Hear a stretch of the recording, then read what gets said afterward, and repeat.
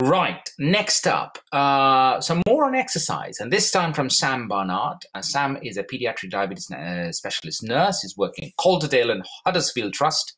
He has been a nurse specialist for 6 years, something he wanted to specialize in since becoming a nurse 8 years ago. He's also lived with type 1 diabetes for 19 years, right? He's also one of the healthcare professionals on the Diabetes 101 group that we set up. He's an exercise enthusiast. He competes in strongman events across the UK, plays rugby union, and a fabulous friend to many, many in Team Diabetes UK. So without further ado, Sam, please, over to you. Do take it away. So my name's Sam. I'm one of the Pediatric Diabetes Specialist Nurses from Calderdale and Huddersfield Trust. And today I'm just going to be talking about sports, exercise and diabetes. So when I was asked to do this talk, I was asked to do it as someone with type 1 diabetes and not a nurse. And so what you can see on the screen there is a person that has tried all these sports and things and has failed at managing the blood glucose levels, but has just managed to get through it anyway. So I've had diabetes for about 19 years. I've been a DSN for about 6 years now. I'm married. I've got a 9-week-old little boy and a 3-year-old little boy as well, which I totally class parenting as exercise in itself. So my day-to-day exercise consists of taking the lads out for a walk, doing some running and going to the gym. But my competition history is in strongman. But like a lot of us, life for me often gets in the way of exercising. So when things are really, really busy, I tend to kind of lower the expectations of myself and just aim for an increased step count. I'm someone that absolutely loves diabetes technology, but I think in the role that I do with work as well, it's really important that we understand that technology isn't always the answer. And for a lot of people, it can increase the difficulty of keeping on top of diabetes. So I just wanted to kind of briefly outline my journey in diabetes as well. And I really enjoyed putting this slide together. It kind of reminded me of all the tech and how much things have advanced. So I started with mixed insulin, and I remember going to the DSN, going to the consultant and asking for the newest, the smallest, the best looking glucose meters. A couple of years on, it was shinier meters, shinier pens. A few years after that, I was put onto a Paradigm pump, which was fantastic. And then fast forward about 6 years later, upgraded to a Roche combo, which was fantastic because while I was at university, or certainly for the first couple of months, I didn't want anyone to know I had diabetes. I was trying my best to hide it away and for no one to see it really. So the Roche combo with the bolus function, remote bolusing, helped me a lot. Another few years passed, and I had met my now wife, and I was having a lot of overnight hypos, and I couldn't seem to kick them. So I met with the consultant, and they agreed that I could start on CGM. The hypos didn't stop with the CGM, and when my wife was working on nights, I still wasn't waking to the alarms, so my blood sugar was getting dangerously low, which was a bit worrying. So I was then moved on to sensor augmented pump, to the 640. And then I've luckily enough been able to upgrade again to the 780, which has been fantastic. So since becoming a DSN, I've had the opportunity to do lots of research, to use technologies to support children and young people in our service, which means I've been lucky enough to try all this tech. So I like to try all the pumps, all the CGMs, everything before we start rolling them out to people. So that's enough about me. More on to kind of what I'm here to talk about. So the most important thing for sports and exercise is to look at the 3 types of exercise and how they're going to affect your glucose level. So to start with, we've got anaerobic exercise. So anaerobic exercises are things like weightlifting, sprinting, high intensity exercises. So that's anything that you're going to use a large amount of energy over a really short period of time. And that quite simply is going to push your blood sugar up because it sparks that fight and flight response in your body. Aerobic exercises, things like walking, jogging, swimming, exercises that are over a longer period of time but use a lower amount of energy, and they're going to lower your glucose level. And mixed exercises, which is generally your ball sports, rugby, football, sports where you're going to be doing a little bit of anaerobic and a little bit of aerobic, and these can push your blood sugars up, down, left, right. So I always like to include this in when we're talking about sports and exercise, because it's a really simple, easy picture that kind of depicts where your blood sugar is going to go with what type of exercise as well. So before doing any exercise, for me, I've generally worked out the answer to the questions that are on the screen. And when I say worked out, I mean I've kind of took a gamble and hoped it paid off, because that's kind of what a lot of us do with type 1 diabetes. So understanding how the types of exercise affect your blood glucose plays really nicely into answering these questions. And all you're basically trying to do is preempt what your blood glucose is going to do and stop it from doing that with either insulin, carbs, or exercise.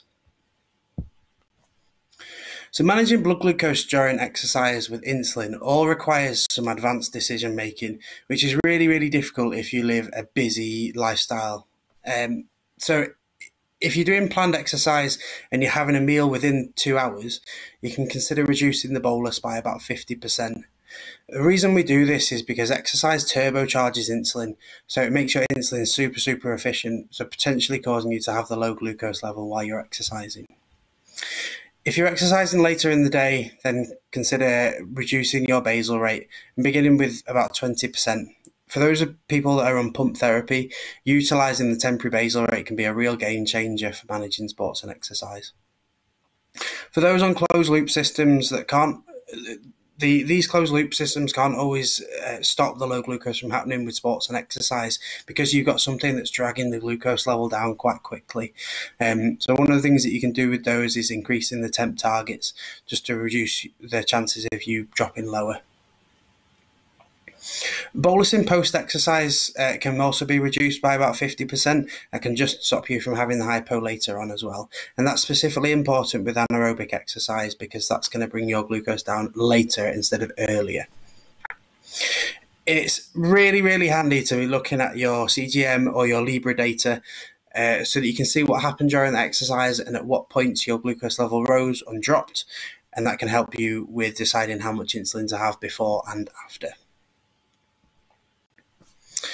The next one is managing blood glucose with carbohydrates. So again, well, this isn't really the one that I would choose to do. In some instances where you're doing exercise and it's been a bit off the cuff and you haven't had time to prep for it, carbohydrates can be used. So if your blood glucose is less than 4, then you're going to need some carbohydrates to fuel your body to stop your glucose going low. So one of the factors for exercise over a longer period of time is ensuring that your body has enough carbohydrates to fuel the exercise that you're doing. So if you're someone who needs about 60 grams per hour of exercise carbohydrates, then having 20 grams every 20 minutes instead of 60 grams in one big lump can be easier for your body to handle and easier on the blood sugars, can cause less of a spike. For recovery, so if it's less than 60 minutes or 30 minutes of high intensity, then about 30 to 50 grams of carbohydrates, and then adding in some protein into that snack or meal as well. Ensuring that you've got the recovery carbohydrates, because despite the diabetes, you still need some carbohydrates to recover from as well.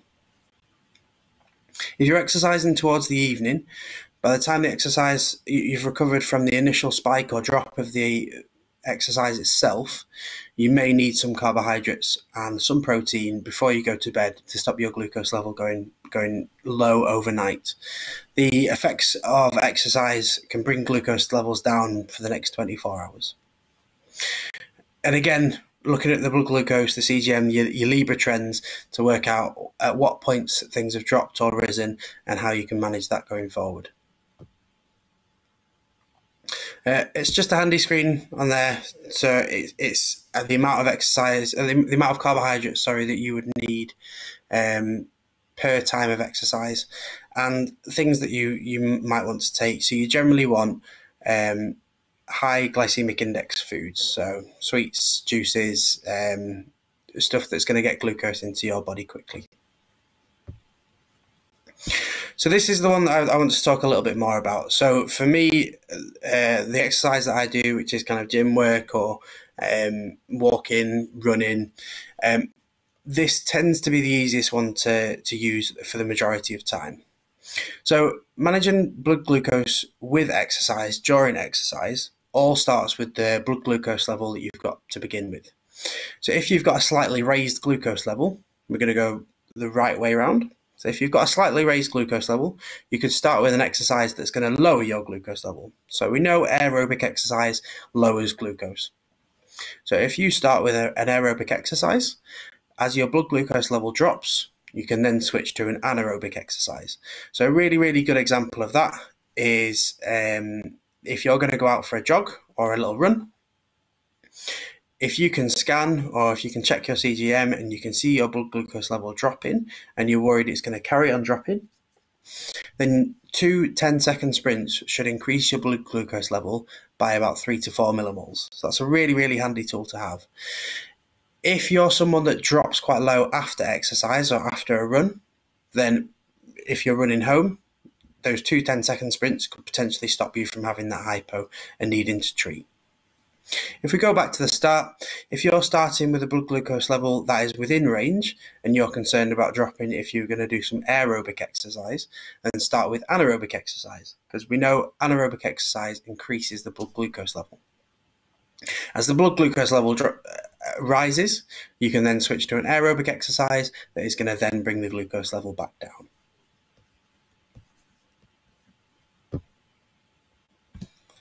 So this is one of the handy tools that I use. I have a little book that has a gym session, a log for the morning, gym session log for the evening, a rugby session, a strength session, and I would log what time I started, what I've done beforehand, what insulin changes or what reduction I've done, and then try and look for patterns. If you have one log that you use all the time for all the different sessions, then you're going to struggle to find the patterns in each session, because say for example a training session at football or rugby is going to have a completely different effect on your blood glucose level than a training session at the gym or somewhere else. So break them down into certain activities and then go from there. So when using continuous glucose monitoring during exercise, it's really important to be able to review your own data. And in my opinion, that's what the diabetes teams are there for. They're there to support you and educate you in ways that you want to be educated. So if you're struggling to look at your own data or get downloaded, then the diabetes teams are the one to contact. When you look at your data, try and explore the reasons for the high and low blood glucose levels, and try and make changes based on what's happening using either insulin, carbohydrates, or exercise itself. If you're struggling to find the cause for the hypos, it's worth checking the carb counting that you're doing, reweighing portions if you need to, and just making sure that your ratios aren't the reason why you're having highs and lows during the exercise later on or beforehand. It should be encouraged for anyone that is doing lots of exercise or anyone that's struggling to check throughout exercise that we're using Libre and CGM too. Those people that have got hypo unawareness, using flash and continuous glucose monitoring is super important around exercise, because it makes it really, really easy for you to check if you're going low as well.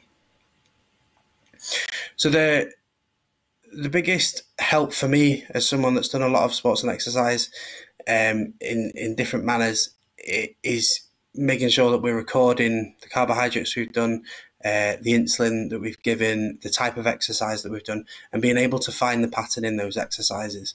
And like I said, there's no point logging it all on the same log. You need to have different logs for different exercises that you're doing.